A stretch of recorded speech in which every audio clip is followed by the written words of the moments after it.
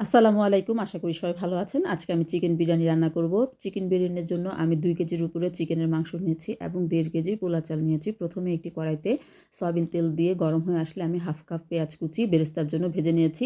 বেরেস্তা ভাজা হয়ে গেলে আমি অবশিষ্ট তেলের সাথে আরও পরিমাণ মতো তেল নিয়ে আমি ২.৫ কাপের মতো পেঁয়াজ ভেজে নিয়েছি এবং আলু দিব, তাই আলুগুলোকে আরেকটা চুলায় বসিয়ে দিয়েছি ভাজার জন্য।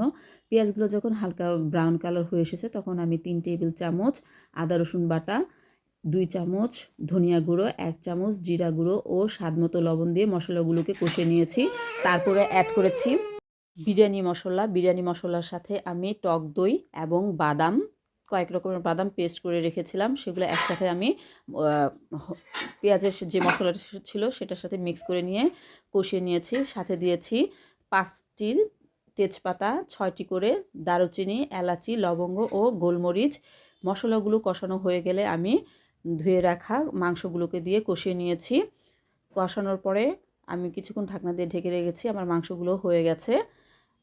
আমি অন্য একটি পাতিলে পরিমাণ মতো সয়াবিন তেল দিয়ে ভালো করে গরম হয়ে আসলে আমি ভাজার জন্য ধুয়ে রাখা পোলার চাল দিয়ে দিয়েছি।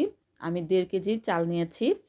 যখন ভাজা হয়ে আসছে তখন আমি এর সাথে গরম পানি অ্যাড করেছি। আমি চালগুলো ভাজার সময় এর সাথে কয়েকটি তেজপাতা, ৮টি কাঁচামরিচ এবং সামান্য মটরশুঁটি দিয়েছি।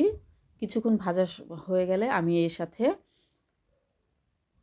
ভেজে রাখা আলু ও স্বাদমতো লবণ দিয়েছি। আমি অনেকক্ষণ ভেজে নিয়েছি। সুন্দর একটা স্মেল আসার আগ পর্যন্ত ভেজে নিয়েছি। ভাজা হয়ে গেলে আমি এতে গরম পানি অ্যাড করেছি। আমি ১.৫ কেজি পোলার চালের জন্য ৩ কেজি পানি অ্যাড করেছি। পানিটা আমি আগে গরম করে রেখেছিলাম।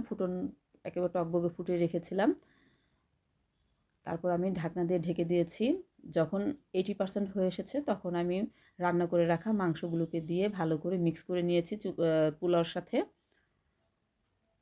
কিছুক্ষণ নেড়েচেড়ে যখন মিক্স হয়ে এসেছে তখন আমি ভালো করে ঢেকে দিয়েছি, দমে দিয়ে দিয়েছি। কিছুক্ষণ দমে রাখার পর যখন আমার হয়ে এসেছে তখন আমি ১ টেবিল চামচ ঘি দিয়েছি। ঘি দিয়ে ৫ মিনিট ঢেকে রেখেছি। আমার হয়ে গেছে। এখন আমি শেষ পর্যায়ে বেরেস্তা দিব। চুলা থেকে নামিয়ে আমি বেরেস্তা দিয়ে ৫ মিনিট ঢাকনা দিয়ে ঢেকে রেখেছি। হয়ে গেছে আমার চিকেন বিরিয়ানি।